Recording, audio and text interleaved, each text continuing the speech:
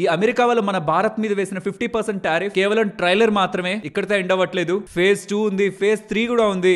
భారత్ మేము చెప్పినట్లు వినకపోతే, రష్యా దగ్గర నుంచి కొంటున్న ఆయిల్ ని ఆపకపోతే ఇప్పుడు వేసిన 50% టారిఫే కాదు, ఫేజ్ 2 ఇంకా ఫేజ్ 3 అంటే దశల వారీగా ఇండియా రిలేటెడ్ గా శాంక్షన్స్ ని టారిఫ్ల్ని విధించే ప్రయత్నం ట్రంప్ చేస్తారని చెప్తున్నారు. యూజువల్ గా ఇప్పటి వరకు మన మీద వేసింది టారిఫ్లు మాత్రమే, శాంక్షన్స్ కాదు. కానీ గతంలో వైట్ హౌస్ కి సంబంధించిన రిప్రజెంటేటివ్ ఇండియా మీద శాంక్షన్ అనే ఒక వర్డ్ యూజ్ చేశారు. ఇప్పుడు డైరెక్ట్ గా ట్రంప్ కూడా ఇండియా మీద శాంక్షన్ అనే ఒక వర్డ్ యూజ్ చేస్తున్నారు. టారిఫ్ వేరు, శాంక్షన్ వేరు. దీని గురించి మాట్లాడుకుందాం. ప్రాబబులీ ఇది ఇండియన్ మార్కెట్స్ రిలేటెడ్ గా ఉంటున్న బిగ్ అన్సర్టనిటీ ఇవాళ. కాబట్టి జిఎస్టీ రిలేటెడ్ గా ఇంపార్టెంట్ గా మార్కెట్ ని పాజిటివ్ గా ట్రిగ్గర్ చేసే ఈవెంట్ ఉన్న మార్కెట్ పెరిగినట్టు పెరిగి పడింది. ఎఫ్ఐఎస్ ఒక సెల్లింగ్ కూడా ఇవాళ ఎక్కువ ఉండే ఆస్కారం ఉంది బికాస్ ఆఫ్ దిస్ అన్సర్టనిటీ. ఇక్కడతో వదిలేశారనుకుంటున్నారా భారత్ ని? కాదు. ఈ మధ్య యుఎస్ ఫెడరల్ అపీల్ కోర్ట్ వీళ్ళు వేస్తున్న టారిఫ్లు సరైనవి కాదు, ఇల్లీగల్, వెంటనే ఆ టారిఫ్ల్ని తీసేయండి, అక్టోబర్ 14 మీకు గడువు అనేలా అపీల్ కోర్ట్ వాళ్ళకి నెగిటివ్ గా తీర్పిచ్చింది కదా ట్రంప్ కి అగేనిస్ట్ గా. దీన్ని వీళ్ళు సుప్రీం కోర్టులో సవాల్ చేశారు. ఏమని చెప్తున్నారు? కేవలం ఈ టారిఫ్లు వేయడం కారణంగానే రష్యా యుక్రెయిన్ వార్ ఆపాలనుకుంటున్నాం కాబట్టి భారత్ మీద టారిఫ్ వేసాం. ఇప్పుడు మీరు వెత్తేసారనుకోండి, టారిఫ్లు వేయడం కరెక్ట్ కాదని మేము ఇండియా మీద టారిఫ్లని తీసేస్తే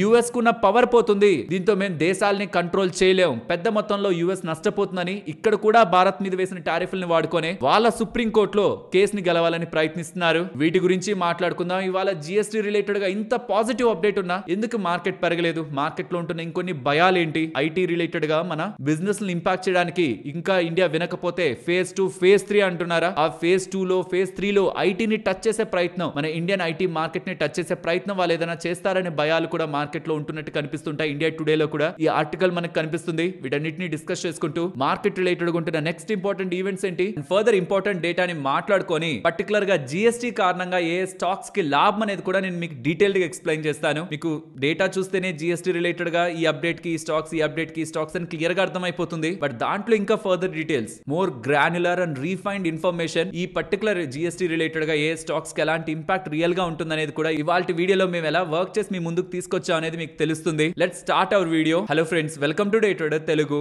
good evening. Sensex 150 points gain అయి 80,718 దగ్గర క్లోజ్ అయితే నిఫ్టీ 19 పాయింట్స్ గెయిన్ అయి 24,734 దగ్గర క్లోజ్ అయింది. వెరస్ బ్యాంక్ నిఫ్టీ 8 పాయింట్స్ గెయిన్ అయి 54,075 దగ్గర క్లోజ్ అయింది. ఇవాళ మీరు మార్కెట్స్ ని అబ్జర్వ్ చేస్తే ఓపెనింగ్ పీక్ అనమాట. స్మాల్ క్యాప్స్ కానీ మిడ్ క్యాప్స్ కానీ ఓపెనింగ్ చాలా బాగా పెరిగాయి. బట్ దెన్ అక్కడి నుంచి స్లోగా స్లైడ్ అయిపోయాయి. నిఫ్టీ ఏకంగా 270 పాయింట్స్ దగ్గరగా ఇవాళ డే హైస్ నుంచి ఫాల్ అయింది. ఏంటి రీజన్? ఇందాక మాట్లాడుకున్నవని మాట్లాడతాను. బట్ దాని అన్నిటికి ముందు ఈ మధ్య కాలంలో ఇండియా రిలేటెడ్ గా సినారియోస్ ని గమనిస్తున్నారా? ఎర్నింగ్స్ నేను ఒప్పుకుంటాను, కొన్ని ఎర్నింగ్స్ బాలేవు, అంటే రిజల్ట్స్ బాలేవు కొన్ని. వాటిని పక్కన ఉంచితే ఈ ఇప్పుడు రీసెంట్ గా వచ్చిన జీడిపి డేటాతో వెనక్కి వెళ్దాం. జీడిపి డేటా స్ట్రాంగ్ గా వచ్చింది. ఇన్ఫ్లేషన్ ఎక్స్పెక్టేషన్స్ కంటే లో ఉంది. సో దట్ ఈ ఆర్బీఐ వాళ్ళు రేట్ కట్ చేసే ప్రాబబిలిటీ ఉంటుంది. అండ్ రీటైలర్స్ స్ట్రాంగ్ గా స్టాక్ మార్కెట్ లో రికార్డ్ స్థాయిలో ఇన్వెస్ట్మెంట్స్ చేస్తున్నారు. ఎస్ఐపి రిలేటెడ్ గానే డేటాను ఉంది. ఇంతకు ముందే ఇన్కమ్ ట్యాక్స్ రిలేటెడ్ గాను చేంజెస్ తీసుకొచ్చారు. ఇప్పుడు రీసెంట్ గా ఇప్పుడు ఇవాళ అనౌన్స్ చేశారు కదా, జిఎస్టీ రిలేటెడ్ గాను చేంజెస్ మార్కెట్ లో ఉన్నాయి. ఆర్బీఐ వాళ్ళు రేట్ కట్ చేయడానికి సిద్ధంగా ఉన్నారనేలా స్టేట్మెంట్స్ ఉన్నాయి. అక్టోబర్ లో డిసెంబర్ లో రేట్ కట్స్ వస్తాయనేలా నోమ్రా వాళ్ళ స్టేట్మెంట్స్ కూడా ఉన్నాయి. ఇన్ని స్టేట్మెంట్స్ మధ్యలో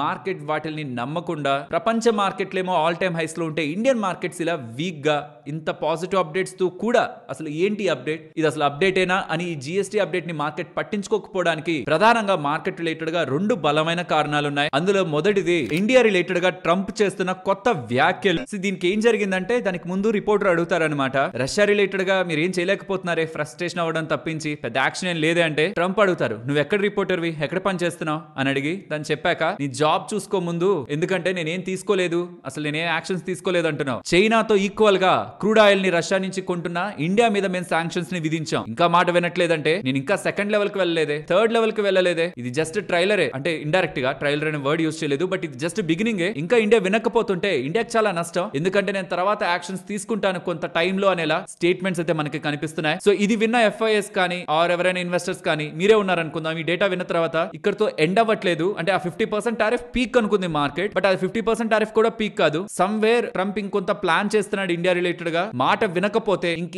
ఏ దారి లేక ఉంటున్నది ఇండియానే కాబట్టి రష్యాని ఏం చేయలేరు, ఎందుకంటే ఆల్రెడీ చేయాల్సిందంతా చేశారు. చైనాని ఏదైనా అందామంటే వాళ్ళ దగ్గర రేర్ ఎర్త్ మ్యాగ్నెట్స్ ఉన్నాయి కాబట్టి ఇష్టం ఉన్నా లేకపోయినా రష్యా యుక్రెయిన్ వార్ ఆపాలంటే ఇండియా మాత్రమే కనిపిస్తుంది. మా మాట వినకపోతే వాళ్ళకన్నా ఆయిల్ కొండం ఆపకపోతే ఫేజ్ 2 ఫేజ్ 3 వారీగా ఇండియా మీద మేము యాక్షన్ తీసుకుంటాం. శాంక్షన్స్ అనే ఒక వర్డ్ యూజ్ చేశారు. ఇది కొంచెం ఇబ్బందికరంగా ఉంటుంది వినడానికి. శాంక్షన్స్ అంటే ఆ పర్టికులర్ దేశాన్ని ఐసోలేట్ చేయమని మిగతా దేశాలతో చెప్పడం. లైక్ ఇప్పుడు మీరు నేను ఫ్రెండ్ అనుకోండి, ఇంకొకరు నాకు నచ్చట్లేదు అనుకోండి, నేను వాళ్ళ మీద ట్యాక్స్ వేయడం వేరు, టారిఫ్ వేయడం వేరు, శాంక్షన్ వేయడం వేరు. నేను ఒకవేళ శాంక్షన్స్ విధించానంటే మీతో చెప్తున్నట్టు నేను తన మీద శాంక్షన్స్ ని వేశాను, మీరు వాళ్ళతో డీల్ చేయొద్దు, వాళ్ళ దగ్గర నుంచి మీరే కొనొద్దు, వాళ్ళు ఏదైనా అమ్ముతున్నా తీసుకోవద్దు. కానీ వాళ్ళ రిలేటెడ్ గా ప్రాసెస్ కానీ చాలా వాటి పరంగా రెస్ట్రిక్షన్స్ ఉంటాయి. అంటే ఇది ఒక రకమైన ఐసోలేషన్ అనమాట, పక్కన పెట్టేసేయడం ఆ కంట్రీని, మిగతా కంట్రీస్ తో కూడా చెప్పడం ఆ కంట్రీతో డీల్ చేయొద్దని. అలా ఏం జరగలేదు కదా ఇండియా రిలేటెడ్ గా, ట్యాక్స్లు మాత్రమే పడ్డాయి. బట్ శాంక్షన్స్ అనే ఒక వర్డ్ యూస్ చేస్తున్నారు, అది కూడా ఫేజ్ 2 ఫేజ్ 3 వారీగా ఇండియాని టార్గెట్ చేస్తామని. డైరెక్ట్ గా ఇండియాతో మేము ఇప్పుడు ఏదైతే చేస్తున్నామో అది ది ఎండ్ కాదు, ది బిగినింగ్ అనేలా ఇండైరెక్ట్ స్టేట్మెంట్స్ చేస్తూ ఉండడం. ప్రాబబులీ మార్కెట్ ఇవాళ పెరిగేసరికి ఎక్కడ కమింగ్ టైమ్స్ లో తను అనిశ్చితంగా బిహేవ్ చేసి అర్థం పర్థం లేని ఏదో ఒక వ్యాఖ్యలతో మార్కెట్స్ ని ఇంపాక్ట్ చేస్తాడో ఎందుకని ముందుగానే ప్రాఫిట్ బుకింగ్ ఎఫ్ఐఎస్ సైడ్ నుంచి జరుగుండొచ్చేమో అనేది నా అభిప్రాయం. లేకపోతే ఇవాళ వచ్చింది చిన్న థింగ్ ఏం కాదు, జిఎస్టీ రిలేటెడ్ గా మార్పులు చాలా సెక్టార్స్ రిలేటెడ్ గా మనం డీటెయిల్స్ మాట్లాడుకుందాం నెక్స్ట్. చాలా సెక్టార్స్ స్టాక్స్ పరంగా చాలా మంచి విషయమే. బట్ ఈ ట్రంప్ ఉంటున్న దానికి నాట్ జస్ట్ ఈ ఒక్క అప్డేట్ ఇందాక మాట్లాడుకున్నామా, multiple positive things India related గా అలైన్ అవుతున్నా. ఈ ఒక్కతను అక్కడ కూర్చొని మాట్లాడే ఒక్కొక్క మాటకి నెక్స్ట్ ఏం జరుగుతుందని మార్కెట్ లో ఉంటున్న చిన్న చిన్న భయాలు ఇన్వెస్టర్స్ యొక్క సెంటిమెంట్ అయితే డిస్టర్బ్ చేస్తున్నాయి. దీంతో పాటు తను ఏమంటున్నారు సుప్రీం కోర్టులో, మీరు మాకు పవర్ నివ్వండి, మా చేతుల్లోంచి టారిఫ్ల్ని వేసే ఒక పవర్ ని తీసుకోవద్దు, మీరు కానీ అలా తీసేసుకుంటే ఇప్పుడు చూడండి మేము ఇండియా మీద టారిఫ్లు వేసి రష్యా యుక్రెయిన్ వార్ ఆపాలని చూస్తున్నాం, మీరు మా దగ్గర నుంచి టారిఫ్ పవర్ తీసేసుకుంటే ఇండియా మీద మేము టారిఫ్ వేయలేకపోతే రష్యా యుక్రెయిన్ వార్ ఎలా ఆపుతాం మేము అనేలా ఇది ఒక ఇంపార్టెంట్ పాయింట్ అనేలా సుప్రీం కోర్టులో కూడా ఇండియా పేరు తీస్తున్నారు. గతంలో కోర్టుల దగ్గర కూడా యుఎస్ తమ టారిఫ్ పవర్ ని కాపాడుకోవడానికి ఇండియా పాకిస్తాన్ వార్ ఆపామని, ఇప్పుడు రష్యా యుక్రెయిన్ వార్ ఆపాలంటే ఇండియా మీద టారిఫ్ వేయాలని ఇండియా అని మాట్లాడుతూ ఉండడం. ఫారినర్స్ ఎవరైతే ఇన్వెస్ట్మెంట్స్ చేస్తుంటారో వాళ్ళకి కంఫర్ట్ గా ఉంటుందా, ఇండియా మీద ఏదో జరుగుతుంది, ఇండియా మీద మేము ఇది చేస్తున్నాం అది చేస్తున్నాం విని రీసెంట్ టైమ్స్ లో వాళ్ళు వరుసగా సెల్లింగ్ లోనే ఉన్నారు. ఎక్కడా వాళ్ళు వెనక్కి తగ్గట్లేదు. లాస్ట్ 2 నెలల్లో 1,00,000 కోట్ల దగ్గరగా వాళ్ళు సెల్ చేయడానికి ప్రయత్నించారంటే అది చిన్న మాటల. ఒక ఈక్విటీ మార్కెట్ లో 1,00,000 కోట్లు విత్ ఇన్ 2 months, దానికి మించిన బయింగ్ డిఐఎస్ దగ్గర నుంచి కనిపించిన ఎఫ్ఐఎస్ ఒక అవుట్ ఫ్లోస్ ఎప్పుడైతే ఇలా కొనసాగుతూనే ఉంటాయో మార్కెట్ పెరగాలన్న ప్రతిసారి వాళ్ళు ప్రాఫిట్ బుక్ చేసుకుంటారు. సో ప్రాబబ్లీ ఇది ఒక రీజన్ అయ్యుండొచ్చు. ఇది కాక ఈ జిఎస్టీ ఇవాళ వచ్చిన అప్డేట్ ఏమైనా సర్ప్రైజ్ అప్డేటా అంటే ఇవాళే మనకి ఏమైనా సడన్ గా మార్కెట్ లోకి వచ్చిందా? కాదు. ఇది 15th నరేంద్ర మోడీ గారు అనౌన్స్ చేశారు. అనౌన్స్ చేసిన తర్వాత ఏ స్టాక్స్ ఎలా పెరిగాయి, ఎంత సెక్టార్ వైజ్ గా కూడా పెరిగాయి అనేది కూడా ఇక్కడ మీకు స్క్రీన్ ముందు పెడుతున్నాను. సో సర్ప్రైజ్ ఎలిమెంట్ ఏం కాదు కదా, బట్ స్టిల్ అనౌన్స్మెంట్ పెద్దదే, పెరుగుండాల్సిందే మార్కెట్. బట్ సర్ప్రైజ్ ఎలిమెంట్ ఏం కాదు, కొంత ఆల్రెడీ మార్కెట్ లో ఆల్రెడీ ఫ్యాక్టర్ అయింది, సడన్ గా మనకు ఓవర్ నైట్ లో తెలిసిన విషయం కాదు. బట్ స్టిల్ దానికి పెరుగుండాలి, మార్కెట్ పెరగలేదు. ట్రంప్ రిలేటెడ్ ఉన్న కామెంట్స్ కారణం కావచ్చు, ఆర్ ఇది ముందుగానే ఉంటుందనే ప్రిడిక్షన్ మార్కెట్ లో ఉండి సార్ట్ ఆఫ్ ప్రాఫిట్ బుకింగ్ కూడా మార్కెట్ లో ఉండొచ్చు. బట్ ట్రంప్ నిన్న చేస్తున్న కామెంట్స్ ఫ్రెష్ అండ్ లేటెస్ట్ అవుతూ ఉండడం ఇన్వెస్టర్స్ సెంటిమెంట్ ఏమైనా డ్యామేజ్ చేస్తే వాళ్ళ మార్కెట్ రిలేటెడ్ గా అన్సర్టనిటీ క్రియేట్ చేస్తుంటాయి. కాబట్టి ఇది నేను ఫస్ట్ ఫ్యాక్టర్ గా మీకు మెన్షన్ చేశాను. సరే ఇప్పుడు ఏం చేయాలి? తను ఫేజ్ 2 ఫేజ్ 3 అంటున్నారు. మార్కెట్ రిలేటెడ్ గా ఎలాంటి అన్సర్టనిటీ ఉంటుంది ఫ్రెండ్స్? రీసెంట్ టైమ్స్ లో కూడా మార్కెట్ పెరగడానికి ప్రయత్నించిన ప్రతిసారి కూడా టెంపరీగా మార్కెట్ వాలటిలిటీకి ప్రిపేర్డ్ గానే ఉండండి. అంతా ఏం అయిపోలేదు మనకి. తన రిలేటెడ్ గా ఏం కామెంట్స్ వస్తాయో మనకు తెలియదు. షార్ట్ టర్మ్ లో నెక్స్ట్ 1-2 వారాల్లో తను ఏం మాట్లాడతారో తెలియదు, తను ఏం మాట్లాడాలనుకుంటున్నారో తెలియదు. మోస్ట్లీ తన కామెంట్స్ ని బట్టి చూస్తుంటే 1 or 2 వీక్స్ అంటున్నారు. సో 1 or 2 వీక్స్ అంటే most probably September 15th or 18th, right? So దాని తర్వాత ఏంటి అంటే రీసెంట్ టైమ్స్ లో నిన్న పీయూష్ గోయల్ గారు కానీ అంతకుముందు నోవామా వాళ్ళు కానీ చెప్తున్న మాటలు ఏంటి, నవంబర్ ఎండింగ్ అంతా సార్ట్ అవుట్ చేసుకుంటారని. So by November ending things కొంత బెటర్ గా క్లియర్ అయ్యే అవకాశం ఉంది. But prepare next 1-2 weeks or 3 weeks or ఈ ఎంటైర్ సెప్టెంబర్ లో కొన్ని షాక్స్ ఫ్రమ్ ట్రంప్ మనం వినకపోతుంటే, బికాస్ మనం ఎక్కడ రష్యా దగ్గర నుంచి ఆయిల్ కొనడం తగ్గించలేదు కాబట్టి మోస్ట్ ప్రాబబ్లీ ఇండియా రిలేటెడ్ గా తన పంతాన్ని తన ఈగోని చూపించే ప్రయత్నం, ఎలా చూపించాలో తెలియక ఇండియా మీద చూపించే ప్రయత్నం చేసే అవకాశాలు ఉన్నాయి. ఐటీని టచ్ చేస్తారా అంటే మరి ఎక్కడో ఒక దగ్గర ఇండియన్ గవర్నమెంట్ కూడా ఎదురు తిరిగింది అనుకోండి, అది ఇంకా మార్కెట్స్ కి మంచిది కాదు. సో ఈ థింగ్స్ అన్ని సెటిల్ అవ్వాలి. మేబీ తన హెల్త్ ఏదైనా ప్రాబ్లం లో ఉందా, తన ఏదైనా ఇష్యూస్ ని ఫేస్ చేస్తున్నారేమో, కానీ ఎలా అయినా రష్యా యుక్రెయిన్ వారిని ఇమీడియట్ గా ఆపాలంటే ఏం చేయాలి తెలియక ఇండియా మీదే టార్గెట్ చేస్తున్నట్లు కనిపిస్తుంది. సో ఇన్ని రోజులు మార్కెట్ రిలేటెడ్ గా డేటాను చూస్తున్న వాళ్ళగా తను నెక్స్ట్ కామెంట్స్ చేస్తే మార్కెట్స్ ఎలా రియాక్ట్ అవుతాయి కూడా మనం ప్రిపేర్డ్ గా ఉండడం మంచిది. కానీ అలా తన కామెంట్స్ చేయట్లేదని మార్కెట్ కనిపించినా, ఆర్ చేస్తున్న కామెంట్స్ అంత పెద్దవేం కాదని మార్కెట్ కి క్లారిటీ ఉన్నా, ఆర్ తను సర్ప్రైజ్ గా రష్యా యుక్రెయిన్ రిలేటెడ్ గా ఇండియా మీద ఎందుకు టారిఫ్స్ అనేలా ఏదైనా ఒక అడుగు వెనక్కి వెళ్తున్నారన్నా, లేకపోతే టారిఫ్లు తగ్గిస్తారన్నా, లేకపోతే ఇండియా రిలేటెడ్ ఏదైనా పాజిటివ్ కామెంట్స్ వచ్చినా మార్కెట్స్ ఫర్దర్ గా దానికి రియాక్ట్ అయ్యే అవకాశం ఉంది. ఒక్క ముక్కలో చెప్పాలంటే తను ఏం చేస్తారో తనకే తెలియదు. వర్స్ థింగ్స్ చేస్తారని మైండ్ లో ప్రిపేర్డ్ గా ఉండండి. షార్ట్ టర్మ్ లో అవి మాత్రమే మీరు కొనుక్కోవడానికి మార్కెట్ ఇచ్చే అవకాశాలు. బోల్డ్ థింగ్స్ మార్కెట్ రిలేటెడ్ గా ఎవాల్వ్ అవుతున్నాయి పాజిటివ్ గా. ఎర్నింగ్స్ బెటర్ అయ్యే అవకాశం ఉంది. గుర్తుంచుకోండి, మన కన్సంప్షన్ బేస్డ్ ఎకానమీ, 150 కోట్ల జనాభా ఉంటున్న దానిపై జిఎస్టీలో తీసుకొచ్చిన మార్పులు ఏ మేరకు స్టాక్స్ ని, వాటి ఎర్నింగ్స్ ని ఇంపాక్ట్ చేస్తాయనేది జస్ట్ ఒకసారి లాజికల్ గా ఆలోచించే ప్రయత్నం చేయండి. ఈ కంపెనీస్ ఒక నెంబర్స్ ఇంప్రూవ్ అవుతాయా అవ్వవా? కంపెనీ ఒక నెంబర్స్ ఇంప్రూవ్ అయితే స్టాక్ పెరగాలా లేదా? దానికి ముందే ఒకవేళ స్టాక్ పడిపోయి ఉంటే ట్రంప్ కారణంగా నెంబర్స్ బాగా వచ్చినప్పుడు ఇంకా బాగా పెరగాలా లేదా? జస్ట్ ఇవి మాత్రమే ఆలోచించండి. ట్రంప్ ఏం మాట్లాడు మాట్లాడతాడు, ఏం మాట్లాడితే మార్కెట్స్ ఎలా రియాక్ట్ అవుతాయని మాత్రం కాదు. ఇక ఈ ఐటీ విషయానికి వస్తే ఇండియా టుడేలో కానీ వేరియస్ ప్లాట్ఫామ్స్ లో కానీ ఐటీ సెక్టార్ ని టచ్ చేస్తాడా ట్రంప్ అని అంటే నేనైతే అనుకోవట్లేదు అలా. కానీ తను రేషనల్ గా బిహేవ్ చేస్తాడని ఎవరు చెప్పారు? ఇర్రేషనల్ గా బిహేవ్ చేసే వ్యక్తే. ఫేజ్ 2 ఫేజ్ 3 లో ఇండియా మీద 50% టారిఫ్ ని 100-150 చేస్తే ఏం లాభం లేదు. ఆల్రెడీ మనం చేయలేమనుకుంటున్న ఎక్స్పోర్ట్స్ అని ఆపేశారు. అంత టారిఫ్లతో మనం చేయలేం. సో ఇక్కడ నుంచి 100 వేసినా, 150 వేసినా, 200 వేసినా, 500 వేసినా, 1000 వేసినా ఇంకా జరిగే డామేజ్ ఫర్దర్ గా ఏం పెద్ద ఉండదు. కాబట్టి తను ఏం టచ్ చేయాలనుకుంటాడంటే నెక్స్ట్ ఐటీ ఫార్మాని. ఫార్మా మన ఇండియన్ మార్కెట్స్ ని టచ్ చేస్తే వాళ్ళకి ఇంపాక్ట్ ఉంటుంది కాబట్టి ఈజీగా తనకు కనిపించేది ఐటీని. ఐటీ కూడా చేస్తే వాళ్ళకే ఇంపాక్ట్. అసలు టారిఫ్ వేస్తే వాళ్ళే కట్టాల్సింది, అటుపక్క కంపెనీసే కట్టాల్సింది, వాళ్ళ కన్స్యూమర్స్ అల్టిమేట్ గా అది పెయిన్ ని బేర్ చేయాల్సింది. ఆల్టర్నేటివ్స్ ఉంటే మన ఇండియాకి నెగిటివ్, బట్ ఇక్కడ ఆల్టర్నేటివ్స్ అంత స్ట్రాంగ్ గా ఏం లేవు ఐటీ స్పేస్ లో కూడా. అవుట్ సోర్సింగ్ పరంగా చూద్దాం ఇక 1-2 వారాల్లో ఏమొస్తుంది తన దగ్గర స్టేట్మెంట్స్ అని. ఇక US markets, European markets and global markets అన్ని కూడా mostly mild green to mixed గా ఉన్నాయి. కొన్ని నెగిటివ్ ఉన్నాయి, కొన్ని పాజిటివ్ ఉన్నాయి. మెజారిటీ కలర్ అంతా మనకి గ్రీన్ గా కనిపిస్తుంది. సర్ప్రైజ్ థింగ్ అంతా మనకి ఎఫ్ఐఎస్ దగ్గర నుంచే ఉంటుంది. ట్రంప్ చేసిన స్టేట్మెంట్స్ తో ఎఫ్ఐఎస్ ఒకటే మార్కెట్స్ నుంచి రీసెంట్ టైమ్స్ లో కంటిన్యూస్ గా ఎగ్జిట్ అవుతున్నారు. వన్స్ ట్రంప్ దగ్గర నుంచి స్టెబిలిటీ కనిపిస్తే ఎఫ్ఐఎస్ దగ్గర నుంచి కూడా మనకి స్టెబిలిటీ కనిపిస్తుంది. అయినో చెప్పడం కాదు, ఇది ఫేస్ చేస్తున్నప్పుడు ప్రాబ్లం గానే ఉంటుంది. పోర్ట్ఫోలియోని ఎక్స్పెక్ట్ చేసి పెరుగుతుంది అనుకున్న ప్రతిసారి పెరిగినట్టు పెరిగి మళ్ళీ పడిపోతుంటే ఆ ఆశలు డిసప్పాయింట్ అయిన ప్రతిసారి మార్కెట్ రిలేటెడ్ గా ద్వేషం, అసహ్యం క్రియేట్ అవుతుంటుంది. బట్ ప్రాబ్లం ఎక్కడుంది? ఎక్స్టర్నల్ గా ఉంది, మన చేతుల్లో లేదు. మనం మన ఫ్యూచర్ వెల్త్ కోసం క్రియేట్ చేసుకున్న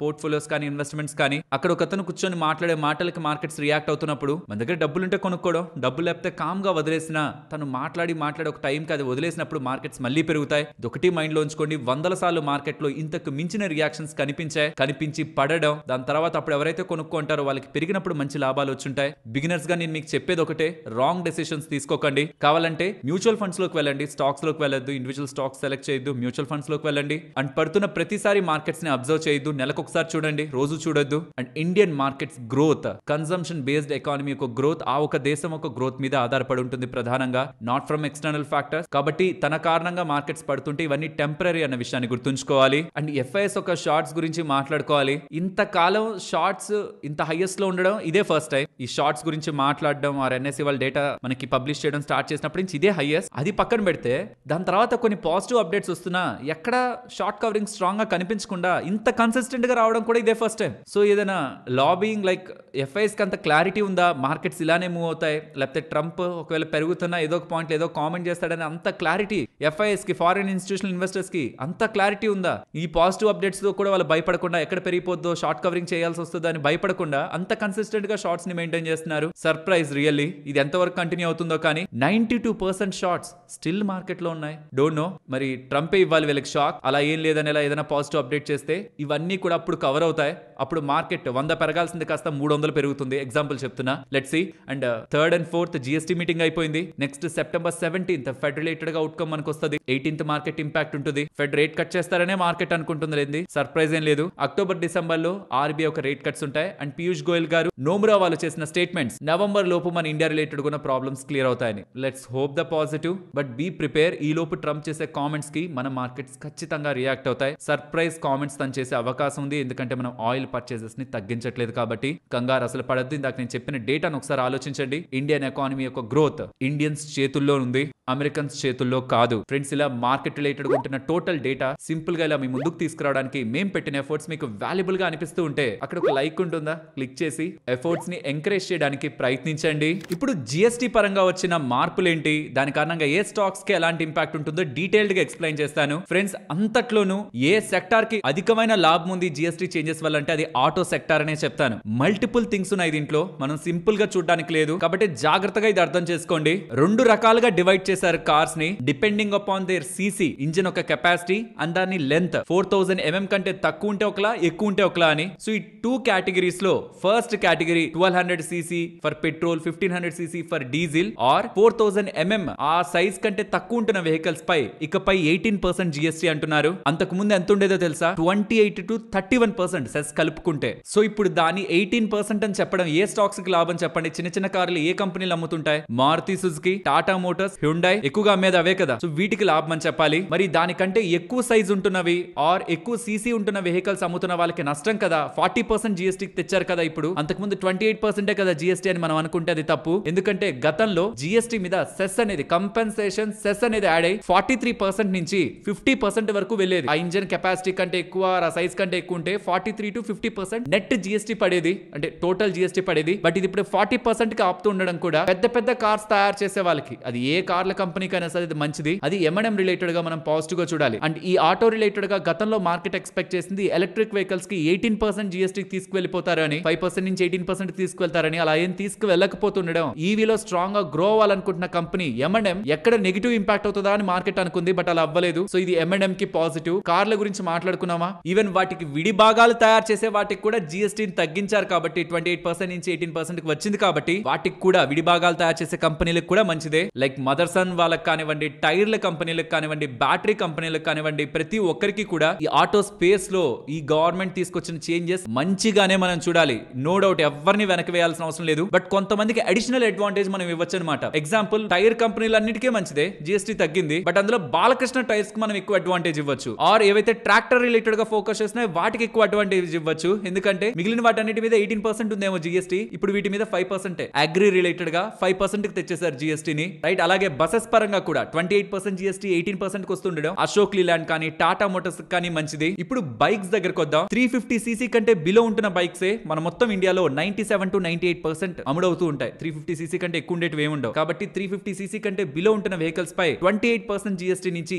18% GST కి తేవడం మొత్తం అన్ని బైక్ కంపెనీలకి మంచిదిగానే చూడొచ్చు. అందులో దేని ప్రధానంగా చూడొచ్చు అంటే ఐషర్ మోటార్స్ ని. పెద్ద రేంజ్ ఉంటుంది దాని దగ్గర, పెద్ద ప్రైస్ ఉంటుంది. దాని మీద GST అంటే ధర పెరిగిపోతుంది. వాళ్ళ దగ్గర ఉన్న మెజారిటీ ఆఫ్ వెహికల్స్ ఏంటో తెలుసా? 80% అబో. ఇంకా అక్యురేట్ గా చెప్పాలంటే ఆల్మోస్ట్ 86% దగ్గరగా ఐషర్ మోటార్ వెహికల్స్ అన్ని కూడా 350cc కంటే బిలో ఉంటాయి. యూజువల్లీ మనం ఏమనుకుంటాం, రాయల్ ఎన్ఫీల్డ్ అంటే పెద్ద సీసీ ఉంటుందిలే, దానికి ఏం అప్లై అవ్వదు అనుకుంటాం. కానీ వాళ్ళ దగ్గర ఉన్న majority of vehicles 86% vehicles 350cc కంటే బిలో ఉంటున్నవి. దానిపైన గతంలో 28% GST కాస్త ఇప్పుడు 18% కి వచ్చింది కాబట్టి బిగ్గెస్ట్ బెనిఫిషియరీ ఐషర్ మోటార్స్ అని నేను చెప్తాను. సెకండ్ ప్లేస్ లో hero MotoCorp, Bajaj auto, TVS ఇవన్నీ దాని వెనక వస్తూ ఉంటాయి. అండ్ చెప్పాను కదా, విడి భాగాలు తయారు చేసే కంపెనీస్ లైక్ మదర్సన్ కానివ్వండి, సోనా బిఎల్డబ్ల్యూ కానివ్వండి, బ్యాటరీస్ కానివ్వండి, ఆర్ టైర్ మ్యానుఫాక్చర్స్ కానివ్వండి, వీళ్ళందరికీ కూడా మనం అది మంచిగానే చూడాలి. Even bus manufacturers Ashok Leyland, Tata Motors, వీళ్ళందరికీ కూడా ఎవరికైనా బిగ్గెస్ట్ బెనిఫిషియరీ ఉంది ఈ GST కారణంగా అంటే autos, right. Even cement related గా కూడా 28% నుంచి 18% కి తీసుకొచ్చారు. కానీ అది కంప్లీట్లీ పాస్ ఆన్ చేసుకోవాల్సిందే. అదే వాళ్ళ కంపెనీస్ రిలేటెడ్ గా అంటే తగ్గించారు కదా అని ఎక్కువ సిమెంట్ కొనుక్కునేది ఏమి ఉండదు కదా. యూజువల్లీ కన్స్ట్రక్షన్ కాస్ట్ తగ్గుతుంది, బట్ ఇంక్రిమెంటల్ పాజిటివ్ నాకు సిమెంట్ స్పేస్ లో ఏమంత స్ట్రాంగ్ కనిపించట్లేదు కాబట్టి నేను పక్కన ఉంచుతున్నా. కన్స్యూమర్ డ్యూరబుల్స్ సెకండ్ స్పేస్ లో నా దృష్టిలో ఎక్కువ స్ట్రాంగ్ గా అంటే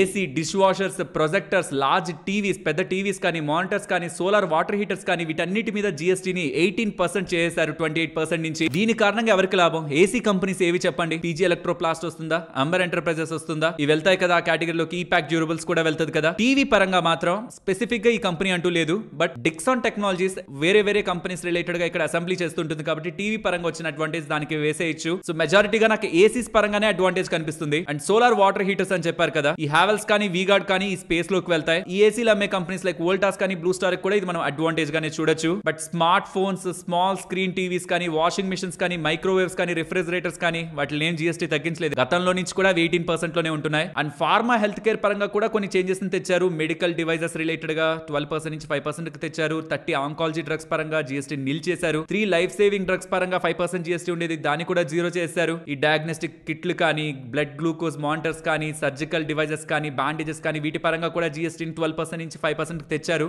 భారీ మొత్తంలో లాభపడతాయి అనుకునే కంపెనీస్ కొన్నే ఉన్నాయి. అండ్ దాని రిలేటెడ్ గా కూడా ఇంపాక్ట్ అంత స్ట్రాంగ్ గా నాకు కనిపించట్లేదు కాబట్టి నేను దాన్ని మెన్షన్ చేయట్లేదు. కన్స్యూమర్ స్పేస్ గురించి రావాలి. చాలా ఫుడ్ ఐటమ్స్ రిలేటెడ్ గా, చాలా నిత్యావసర సరుకులు రిలేటెడ్ గా, వాటి రా మెటీరియల్స్ పరంగా ఈ GST ని 12%, 18% ఉన్నది కాస్త 5% తెచ్చారు. కొన్ని వాటికి 0 నిల్ చేశారు. కాబట్టి most of the consumer companies, consumer faced FMCG companies కి అది లాభంగానే చూడాలి. అండ్ అందులో పర్టికులర్ గా ఏదైనా కంపెనీస్ కి మీరు అడ్వాంటేజ్ ని ఇవ్వాలనుకుంటుంటే ఇక్కడ మీకు స్క్రీన్ మీద ఏ కంపెనీస్ కి ఎక్కువ అడ్వాంటేజ్ ఈ GST కారణంగా కలుగుతుందన్న ఒక పర్సెంటేజ్ తో పాటు వాళ్ళ ప్రొడక్ట్స్ వేటి మీద GST ఇంపాక్ట్ ఉంది అని ఆ కంపెనీస్ నేమ్స్ కూడా పెడుతున్నాను. అండ్ సిగరెట్స్ మీద 40% GST వెళ్ళింది. అది ITC కి నెగిటివ్ అనే వెళ్తుంది కదా మనకి. కానీ GST రేట్ ప్రెసెంట్ అనేది MRP మీద అప్లై అవుతుంది. గతంలో ట్రాన్సాక్షన్ వాల్యూ మీద అప్లై అయ్యేది. అండ్ ఇప్పుడు వాళ్ళు MRP లో 50 to 55% దగ్గరగా టాక్సెస్ నే కడుతున్నారు. ఇఫ్ ఇన్ కేస్ వాళ్ళు ఎక్స్ట్రా డ్యూటీ కానీ అపార్ట్ ఫ్రమ్ రివైజ్డ్ జిఎస్టీ ఇంకేం అప్లై చేయకపోతుంటే 40% ట్యాక్స్ కూడా ఐటీసీ పరంగా మనం నెగిటివ్ గా చూడాల్సిందేం కాదు. సో ఇప్పుడు ఉంటున్న 50-55% దగ్గరగా ట్యాక్స్ అనేది 40% కి వెళ్ళడం కూడా మంచి విషయమే. కానీ అడిషనల్ డ్యూటీస్ ఏమైనా వేస్తారా, అదని ఇదని 4-5 డ్యూటీలు ఎక్స్ట్రాగా వేసి మళ్ళీ దాన్ని పెంచుతారనేది చూడాలి. Sulphuric acid, nitric acid, ammonia వీటి చాలా వాటి రిలేటెడ్ గా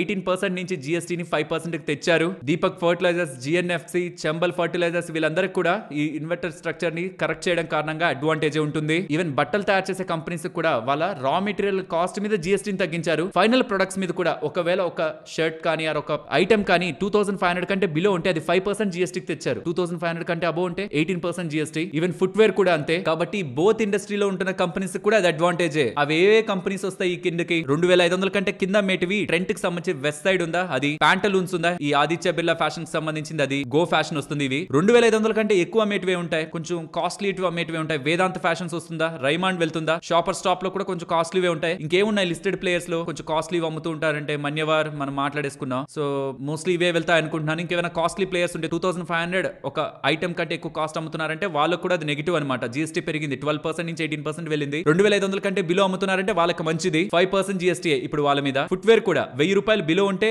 5%, 1000 నుంచి 2500 ఉంటే 5% ఇప్పుడు మార్చారు. కాబట్టి ఈ రెండు కేటగిరీలో మనకి Relaxo, Bata, metro bands, campus ఇవన్నీ కూడా వస్తాయి. అండ్ ఈ టీవీ ఏసీల దగ్గర రీటైలర్స్ గురించి మాట్లాడుకోలేదు కదా మనం. రిలయన్స్ రీటైల్ కానీ అది రిలయన్స్ ఇండస్ట్రీస్ లోకి వస్తుంది. ఈఎంఐఎల్, ఆదిత్య విజన్ ఇవన్నీ కూడా ఆ కేటగిరీలోకి వెళ్తాయి. అండ్ డైలీ ఎసెన్షియల్స్ నిత్యావసర సరుకుల గురించి మాట్లాడుకున్నప్పుడు కూడా దాన్ని అమ్ముతున్న డీమార్ట్, రిలయన్స్ రీటైల్ వీళ్ళ అడ్వాంటేజ్ కూడా ఉంటుంది, తగ్గితే ఎక్కువ కొంటారని. సోలార్ సెల్స్ రిలేటెడ్ గా కూడా జీఎస్టీని 12% నుంచి 5% కి తెచ్చారు. కాబట్టి ఏసీఎంఈ సోలార్, జేఎస్డబ్ల్యూ ఎనర్జీ, సుజలాన్, వారే ఎనర్జీ, ప్రీమియర్ ఎనర్జీ వీళ్ళందరికీ కూడా అడ్వాంటేజ్ ఉండొచ్చు. బట్ స్టార్టింగ్ లో మాట్లాడుకున్నాం కదా వాటిల్ది ప్రైమరీ అడ్వాంటేజ్. అండ్ ఇన్సూరెన్స్ పరంగా జీఎస్టీని కంప్లీట్ గా తీసేస్తున్నారు, ఎగ్జామ్ట్ ఇచ్చేస్తున్నారు. So most of the insurance companies కి ఇది మంచిదే, కానీ అది ఆల్రెడీ రిఫ్లెక్ట్ అయ్యాయి. అండ్ ఐటీసీ పరంగా కొంత ఇష్యూ ఉంది, నేను లాస్ట్ వీడియోలో ఇది క్లియర్ గా మెన్షన్ చేశాను. కాబట్టి ఏదైతే కంప్లీట్ గా తీసేస్తున్నారో అదంతా కూడా పాస్ ఆన్ చేస్తారా అనేది ఒక మేజర్ క్వశ్చన్. ఒకవేళ అలా పాస్ ఆన్ చేశారనుకోండి మనకి మంచిదే, స్టాక్స్ కి మంచిది కాదు. ఎందుకంటే ఒక 5-7% దగ్గరగా వాళ్ళకి ఐటీసీ తిరిగి రాకపోతే, రీఇన్సూరెన్స్ మీద 0 జీఎస్టీ, బట్ ఇతర వాటి మీద వాళ్ళు కడుతున్న జీఎస్టీకి వాళ్ళ ఐటీసీ రాకపోతే అది ఇన్సూరెన్స్ కంపెనీస్ కి నెగిటివ్. కాబట్టి ఖచ్చితంగా ఇన్సూరెన్స్ కంపెనీస్ వాళ్ళ బ్యాలెన్స్ షీట్ లో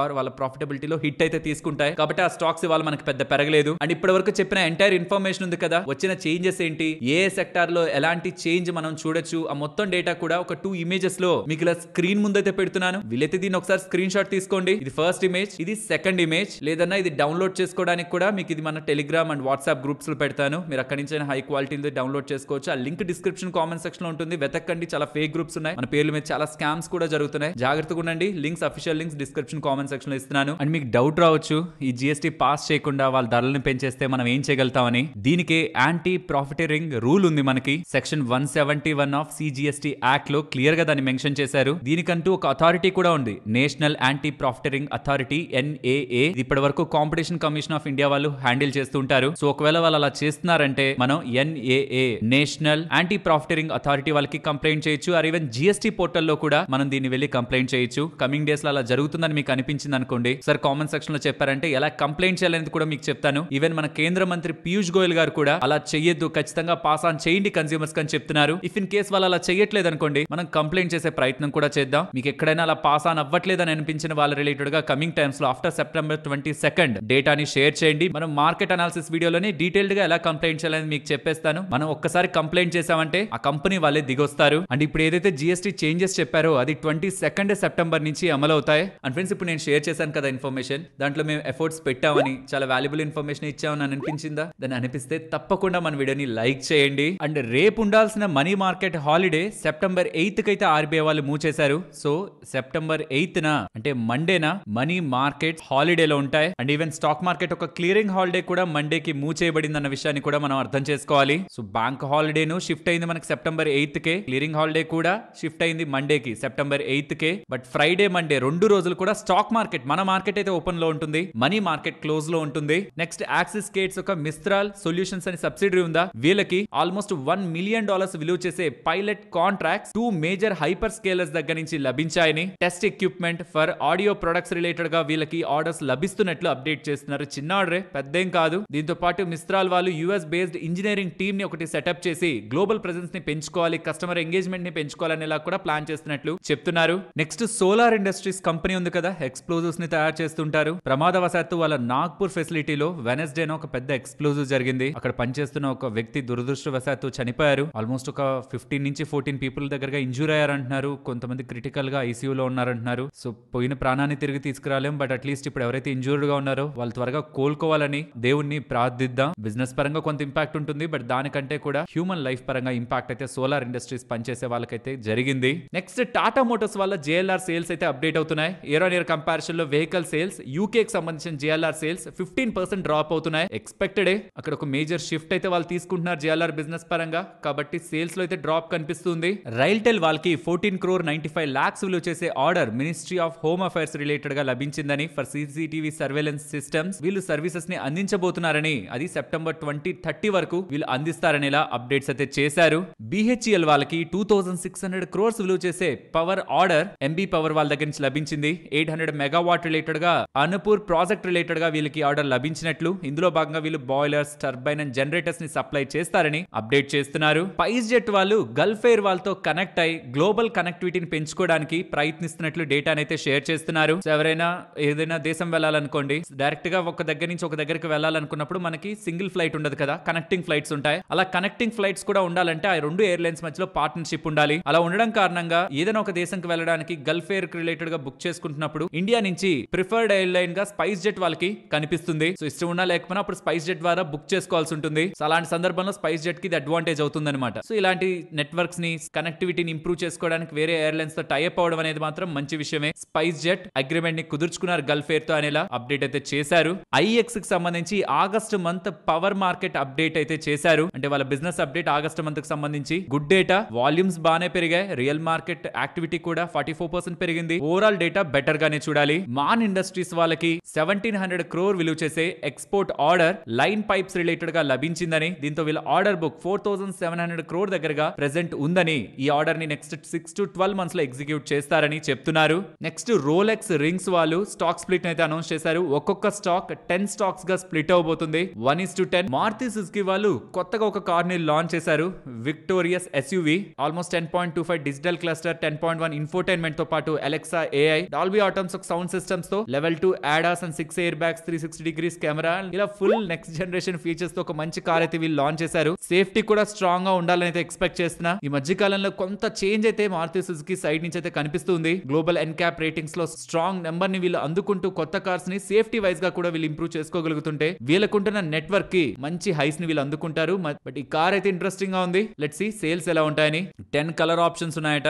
సైర్మా SGS వాళ్ళకి 856 crores కి సంబంధించిన ప్యాకేజ్ ఆంధ్రప్రదేశ్ గవర్నమెంట్ నుంచి లభించిందని, PCBs ఉంటాయి కదా, ప్రింటెడ్ సర్క్యూట్ బోర్డ్స్, వాటి రిలేటెడ్ గా ప్లాంట్ ని ఆంధ్రప్రదేశ్ లో సెటప్ చేయడానికి వీళ్ళకి ఇన్సెంటివ్ గవర్నమెంట్ నుంచి లభించినట్టు చంద్రబాబు నాయుడు గారు సెప్టెంబర్ 4th దీన్ని అప్రూవ్ చేశారనేలా వీళ్ళైతే అప్డేట్ చేస్తున్నారు. ఆల్మోస్ట్ 12.5 acres లో, అది కూడా 75% సబ్సిడీ కాస్ట్ లో నియర్ నాయుడుపేట ఇది ఎస్టాబ్లిష్ చేస్తారని, చెన్నైకి దగ్గరగా. అక్టోబర్ 2026 లోపు దీంట్లో పనులను కూడా ప్రారంభించి దాని కారణంగా వచ్చే రెవెన్యూ వీళ్ళ టాప్ లైన్ కి 6200 crores దగ్గరగా యాడ్ అవుతుందని అయితే చెప్తున్నారు. మరొక ఇంట్రెస్టింగ్ వీడియోతో మళ్ళీ మీ ముందుకు వస్తాను. అంతవరకు టేక్ కేర్.